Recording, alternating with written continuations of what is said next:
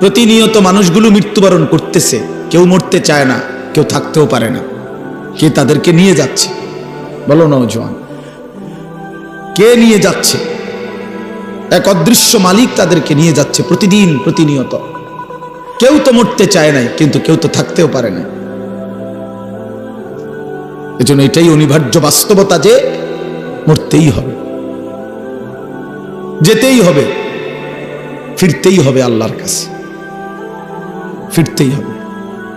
তাহলে কাজেই যেটা চিরন্তন বাস্তবতা, যেটা অনিবার্য সত্য, সেটাকে পাশ কাটানো বুদ্ধিমানের কাজ না। এটা কোনো বুদ্ধিমান হইতেই পারে না। মৃত্যু যেহেতু আমাকে বরণ করতেই হবে, আল্লাহর মুখোমুখি যেহেতু আমাকে হতেই হবে, কাজে বুদ্ধিমান তো সেই যে এই ব্যাপারে প্রস্তুতি নেয়।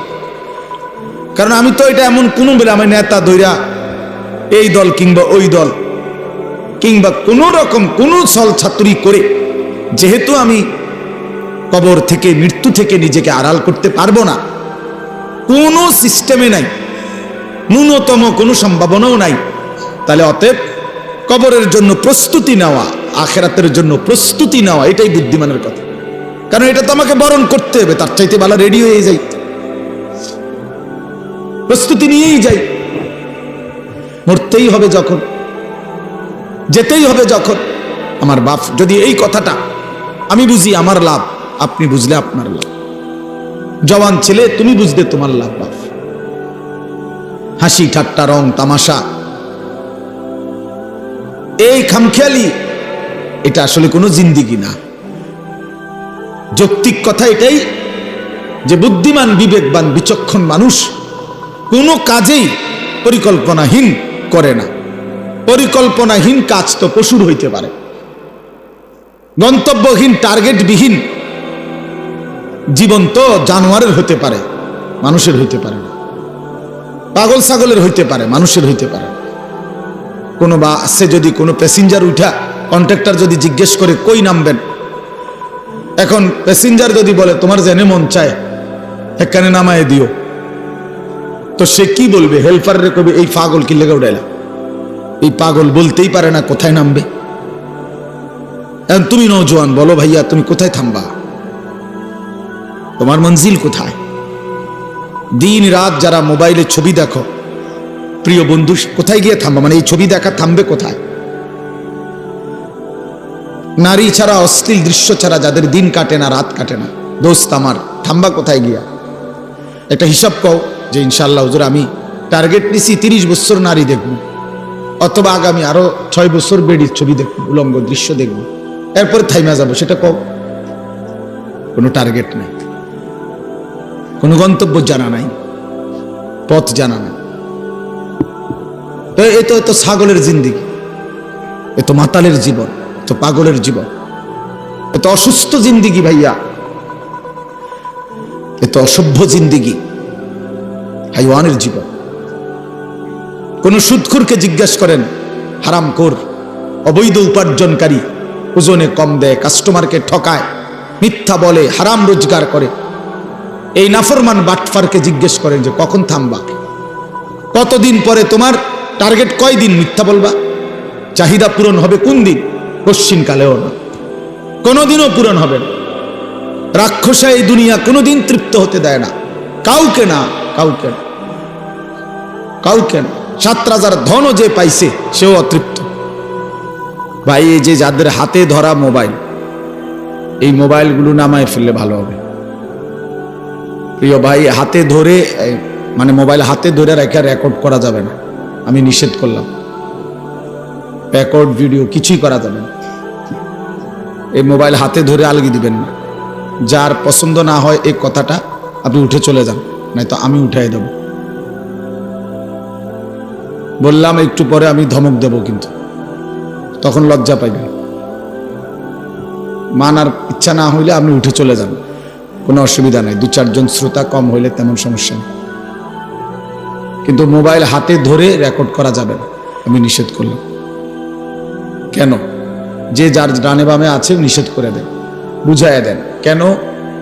বাস্তবিক অর্থ হলো আমাদের মাকসাদ হলো নিজের জন্য কিছু গ্রহণ করা। তো মোবাইল ধরে রাখলে মনোযোগ হয় না, হাতে ধরে রাখলে দিল জমে না, মানে বারবার মোবাইলের কথাটাই মনে পড়ে, ওইটার দিকেই নজর পড়ে, ফলে বারবারই মোবাইলে উঠতেছে কিনা, তো এটা একবার বাড়ায়, একবার ছোট করে, একবার ডান বাম করে, বেচারার পুরা ফিকিরটা কাজ করে মোবাইলটার প্রতি। তাইলে মোবাইলে ঠিক আছে, সব কিছু ক্লিয়ার উঠছে, সুন্দরও হয়েছে, আওয়াজ ক্লিয়ার, সাউন্ড ক্লিয়ার, সব ঠিক আছে, কিন্তু নিজের জন্য কি হইল? আমার দিলের জন্য কি নিলাম? মোবাইলের জন্য তো নিলাম, ঠিক আছে, বাদ। দিলের জন্য আমার নিজের কি খোরাক হলো? এইভাবে সুন্দর করে করে বাংলাদেশের মোট 100 বক্তার 100টা করে ওয়াজ, সব যদি সুন্দর করে আমি মোবাইলে সেটিং করি, সাজাইয়া দেই, তাই এতেই তো আমার কবর আযাব মাফ তো না? তো তাইলে কি অর্থ আছে এটাতে?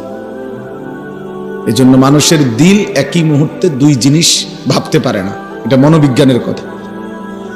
এই জন্য যে দিলে তখন মোবাইল নিয়ে ব্যস্ততা থাকে, ওই দিলে আর নিজের কোনো ফিকির আসে না।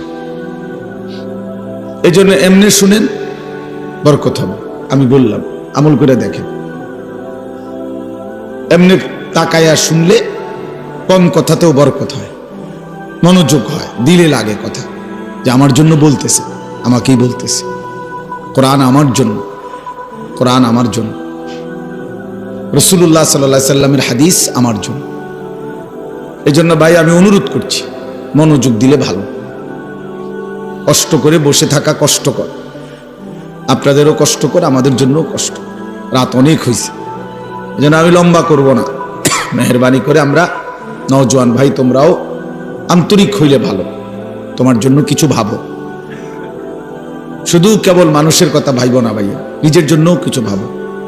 নিজের ভালো, নিজের কল্যাণ, নিজের দুনিয়া আখিরাতের সমৃদ্ধি, এটা বোঝা উচিত। দুনিয়া আমরা ছেড়ে দিতে বলি না, কিন্তু আখিরাতও বাদ দেওয়ার সুযোগ নেই। দুনিয়া যেই মালিকের, আখিরাত সেই মালিকের। দুনিয়া যিনি নিয়ন্ত্রণ করছেন, আখিরাতের কথা তিনিই বলেছেন। অতএব বাদ দিবার, ভুলে যাওয়ার কোনো সুযোগ নেই। ভুলে গেলে, অবহেলা করলে মৃত্যু থামবে না। কেউ যদি বেখেয়ালও থাকে, তারপরও মরে যাবে। কেউ ঘুমে থাকলেও মরে যাবে, কেউ অবুঝ থাকলেও মরে যাবে। তাহলে আমি বুঝলেও মরে যাব, না বুঝলেও মরে যাব, খেয়াল করলেও মরে যাব, খেয়াল না করলেও মরে যাব, হাসলেও মরে যাবেন, কাঁদলেও মরে যাবেন, রাজপ্রাসাদ আর অট্টালিকাতে থাকলেও মরে যাবেন, জীর্ণ কুঠির কুড়ে ঘরে থাকলেও মরে যাবেন। মৃত্যু এক অনিবার্য বাস্তবতা, এক চিরন্তন সত্য। এই যে বাচ্চারা এখন দেখাইলো, জানাজা দেখাইলো, এ ছোটখাটো বিষয় না। ওই বাচ্চা বলছে জানাজা পড়াবার আগে, আল্লাহর নবী সাল্লাল্লাহু আলাইহি ওয়াসাল্লাম বলছেন, আকসিরু যিকরা হাদিমিল লাযাতিল মাউত। ছেলেটা এখন জানাজা পড়াইবার আগে এটা বলছে। আল্লাহর নবী সাল্লাল্লাহু আলাইহি সাল্লাম বলছেন, উম্মত, সব কিছুর স্বাদ, সব আনন্দ, সব হাসি, সব স্বাদ, সব মজা এক মুহূর্তেই স্তব্ধ করে দিবে, শেষ করে দিবে যেই জিনিস, সেই মৃত্যুকে বারবার বেশি বেশি স্মরণ করো। মৃত্যু আসবে তো এক মুহূর্তেই তোমার জীবনের সব স্পন্দন থামাই দিবে। আর হাত নড়বে না, আর পাও নড়বে না, আর চোখ মিলবে না, আর কান শুনবে না, আর জবান উচ্চারণ করবে না, আর কোনো দিন হাজার আইটেম তরকারির, মাছের গোশতের স্বাদ এই জিহ্বাতে আর অনুভূত হবে না। এই পৃথিবীর সব আলো বাতাস থাকবে, রোদ উঠবে, বৃষ্টি আসবে, আলো হবে, অন্ধকার হবে, রাত হবে, দিন হবে, তুমি আর থাকবে না। না তখন আলো দেখবা, আর কোনোদিন না অন্ধকার। এই জন্য এটা নবী সাল্লাল্লাহু আলাইহি সাল্লাম বলছে, আকসিরু, তোমরা মৃত্যুকে বেশি বেশি স্মরণ করো। হাদিসের মধ্যে আছে, আল্লাহর নবী সাল্লাল্লাহু আলাইহি ওয়াসাল্লামকে সাহাবী জিজ্ঞেস করছে, মান আকিয়াসুন নাস ওয়া আহজামুন নাস, ইয়া রাসূলুল্লাহ, সবচেয়ে বুদ্ধিমান, বিচক্ষণ ব্যক্তি কে? সবচেয়ে বিচক্ষণ ব্যক্তি কে? তো নবী সাল্লাল্লাহু আলাইহি ওয়াসাল্লাম বলছেন, আকসারুহুম যিকরান লিল মাউত, যে বেশি বেশি মৃত্যুকে স্মরণ করে, ওয়া আকসারুহুম ইস্তিদাদান লিল মাউত, এবং যে বেশি বেশি মৃত্যুর জন্য প্রস্তুতি গ্রহণ করে। সে সবচেয়ে বুদ্ধিমান, সবচেয়ে বিচক্ষণ। আল্লাহ নবী সাল্লাল্লাহু আলাইহি ওয়াসাল্লাম বলেন, আল কাইয়িসু মান দানা নাফসাহু ওয়া আমিলা লিমা বা'দাল মাউত। সবচেয়ে বুদ্ধিমান যে সেই ব্যক্তি যে নিজের হিসাব করে এবং মৃত্যু পরবর্তীর জন্য আমল করে। হিসাব করে নিজের, আজ আমার সারা দিনের অর্জন কি? আজকের সারা দিনে 5 ওয়াক্ত নামাজ তো চলে গেল, আমি পড়লাম কয় ওয়াক্ত? আজকের সারা দিনের 12 ঘন্টা 24 ঘন্টা তো আমার হায়াত থেকে শেষ হলো। আমার এই জবান দিয়ে আল্লাহ পাকের নাম উচ্চারণ হলো কয়বার? কয়বার মনে পড়লো যে আমার একজন মালিক আছে? কয়বার মনে পড়লো আমার একজন রসুল আছে? কয়বার মনে পড়লো আমার একটা ধর্ম আছে? বলেন। এই জন্য নিজের হিসাব করে সে বুদ্ধিমান এবং প্রতিনিয়ত মৃত্যু পরবর্তীর জন্য আমল করে। মানুষের অতীত সেটা তো চলেই গেল, মানুষের ভবিষ্যৎ আগামীর বেঁচে থাকা সেটা তো অনিশ্চিত। তাহলে বর্তমানের এই সামান্য একটু সময়, প্রতি সেকেন্ড অতীত হয়ে যায়, প্রতি সেকেন্ড আবার সামনে ভবিষ্যৎ। বর্তমানে একেবারেই সামান্য, একেবারেই পিন পয়েন্ট, একেবারেই একটা বিন্দুর মতো। তাইলে এই সামান্য দুনিয়া, অল্প কিছুক্ষণের দুনিয়ার জন্য এত অস্থির না হওয়া। আখেরাত অনেক লম্বা, কবর অনেক লম্বা সফর। মনে করেন আবু জেহেল মারা গেছে নবীজির জামানায়, কবরে পড়ে আছে আজকে কত বছর? 1450 বছর। আমাগো স্বাভাবিক হিসাব করলেই তো বোঝা যায়। তাইলে যেই নাফরমান নবীজির জামানায় মারা গেছে, তার কবরে যে আযাব হইতেছে, তো এই আযাব তো চলতেছে আজকে 1500 বছর। তো আবু জেহেল মাটির উপরে জমিনে ছিল কয় বছর? আবু জেহেল মাটির উপরে জীবিত ছিল কয় বছর? 200 বছর। তো 60-70 বছর, এরকমের বেশি তো গড়ে 60-70 বছর হবে। তো 60-70 বছর না মাটির উপরে ছিল, তো কবরে পড়েই তো আছে আজকে 1500 বছর। তো আরো কতদিন থাকতে হবে কে জানে। ইসরাফিল ফু দিবে, সেই পর্যন্ত তো আযাব কবরে। এই জন্য যেই কোনো বিবেকে ভাইয়া, আমাদের কবরের জিন্দিগি লম্বা, আখেরাত তো আছেই।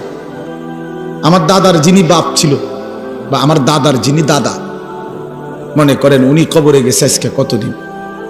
উনি দুনিয়াতে ছিল কতদিন? ছিল কতদিন? ছিল নয়তো 60 বছর। কিন্তু আমি, আমার বাপ, আমার দাদা, আমার দাদার বাপ, তার দাদা, তাইলে তো সেই হিসাবে প্রায় 150-200 বছরের ব্যবধান হয়ে যাবে। তো কবরে তো পড়ে আছে আজকে 200 বছর। তাহলে যেই কোনো বিবেচনায় আমাদের মাটির উপরের এই হায়াতের চাইতে কবরের জীবন লম্বা। এরপরে তো হাসর, এরপরে তো আখিরাত, এরপরে তো মিজান, এরপরে তো ফুলসিরাত। এই জন্য প্রিয় বন্ধু, প্রিয় বাপ, ভাবা উচিত। সামান্যতম বিবেক যদি কেউ কাজে না লাগায়, সে আসলে মানুষ না। যার বিবেক কোনো কাজ করে না, সে আসলে মানুষ না। বিবেকহীন সে মূলত অমানুষ, সে মানুষ না, সে পশু কিংবা জানোয়ার, হাইওয়ান, চতুষ্পদ জন্তু। এই জন্য ইনসাফের সাথে নিজের জন্য ভাবা উচিত। আমি এটাই বলতেছিলাম, নিজের জন্য ভাবা উচিত। আসলেই আমি কে? আমি আসলাম কোত্থেকে? কে আমাকে পাঠাইলেন? যিনি আমাকে পাঠাইলেন তিনি আমার কাছে কি চাচ্ছেন? আমি যা করছি তিনি তা চাচ্ছেন কিনা? তিনি যা চাচ্ছেন আমি তা করছি কিনা? প্রতিনিয়ত মানুষগুলো মৃত্যুবরণ করতেছে, কেউ মরতে চায় না, কেউ থাকতেও পারে না। কে তাদেরকে নিয়ে যাচ্ছে? বলো নওজোয়ান, কে নিয়ে যাচ্ছে? এক অদৃশ্য মালিক তাদেরকে নিয়ে যাচ্ছে প্রতিদিন, প্রতিনিয়ত। কেউ তো মরতে চায় নাই, কিন্তু কেউ তো থাকতেও পারে না। এজন্য এটাই অনিবার্য বাস্তবতা যে মরতেই হবে, যেতেই হবে, ফিরতেই হবে আল্লাহর কাছে, ফিরতেই হবে। তাহলে কাজেই যেটা চিরন্তন বাস্তবতা, যেটা অনিবার্য সত্য, সেটাকে পাশ কাটানো বুদ্ধিমানের কাজ না। এটা কোনো বুদ্ধিমান হইতেই পারে না। মৃত্যু যেহেতু আমাকে বরণ করতেই হবে, আল্লাহর মুখোমুখি যেহেতু আমাকে হতেই হবে, কাজে বুদ্ধিমান তো সেই যে এই ব্যাপারে প্রস্তুতি নেই। কারণ আমি তো এটা এমন কোনো বেলা আমি নেতা দইরা এই দল কিংবা ওই দল কিংবা কোনো রকম কোনো ছল ছাতুরি করে যেহেতু আমি কবর থেকে মৃত্যু থেকে নিজেকে আড়াল করতে পারবো না, কোনো সিস্টেমে নাই, ন্যূনতম কোনো সম্ভাবনাও নাই, তাহলে অতএব কবরের জন্য প্রস্তুতি নেওয়া, আখেরাতের জন্য প্রস্তুতি নেওয়া এটাই বুদ্ধিমানের কথা। কারণ এটা তো আমাকে বরণ করতে হবে, তার চাইতে ভালো রেডি হয়ে যাই, প্রস্তুতি নিয়েই যাই। মরতেই হবে যখন, যেতেই হবে যখন। আমার বাপ যদি এই কথাটা আমি বুঝি আমার লাভ, আপনি বুঝলে আপনার লাভ। জওয়ান ছেলে তুমি বুঝলে তোমার লাভ। বাপ হাসি ঠাট্টা রং তামাশা এই খামখেয়ালি এটা আসলে কোনো জিন্দিগি না। যৌক্তিক কথা এটাই যে বুদ্ধিমান বিবেকবান বিচক্ষণ মানুষ কোনো কাজেই পরিকল্পনাহীন করে না। পরিকল্পনাহীন কাজ তো পশুর হইতে পারে, গন্তব্যহীন টার্গেটবিহীন জীবন তো জানোয়ারের হতে পারে, মানুষের হইতে পারে না। পাগল ছাগলের হইতে পারে, মানুষের হইতে পারে না। কোনো বাসে যদি কোনো প্যাসেঞ্জার উঠা কন্ট্রাক্টর যদি জিজ্ঞেস করে কই নামবেন, এখন প্যাসেঞ্জার যদি বলে তোমার জেনে মন চায় একখানে নামায় দিও, তো সে কি বলবে? হেল্পারে কবি এই পাগল কি লেগে উঠাইলা? এই পাগল বলতেই পারে না কোথায় নামবে। এখন তুমি নওজোয়ান বলো ভাইয়া তুমি কোথায় থামবা, তোমার মঞ্জিল কোথায়? দিন রাত যারা মোবাইলে ছবি দেখো, প্রিয় বন্ধু কোথায় গিয়ে থামবা? মানে এই ছবি দেখা থামবে কোথায়? নারী ছাড়া অশ্লীল দৃশ্য ছাড়া যাদের দিন কাটে না রাত কাটে না, দোস্ত আমার থামবা কোথায় গিয়া? একটা হিসাব কও যে ইনশাআল্লাহ হুজুর আমি টার্গেট নিছি 30 বছর নারী দেখব, অথবা আগামী আরো 6 বছর বেডির ছবি দেখব, উলঙ্গ দৃশ্য দেখব, এরপরে থাইমা যাবো। সেটা কও। কোনো টার্গেট নাই, কোনো গন্তব্য জানা নাই, পথ জানা নাই। তো এ তো ছাগলের জিন্দিগি, এ তো মাতালের জীবন, তো পাগলের জীবন, এ তো অসুস্থ জিন্দিগি ভাইয়া, এ তো অসভ্য জিন্দিগি, হাইওয়ানের জীবন। কোন সুদখোরকে জিজ্ঞেস করেন, হারামখোর অবৈধ উপার্জনকারী, ওজনে কম দেয়, কাস্টমারকে ঠকায়, মিথ্যা বলে, হারাম রোজগার করে, এই নাফরমান বাটফারকে জিজ্ঞেস করেন যে কখন থামবা? কতদিন পরে তোমার টার্গেট কয়দিন মিথ্যা বলবা? চাহিদা পূরণ হবে কোন দিন? কশ্চিনকালেও না, কোনোদিনও পূরণ হবে না।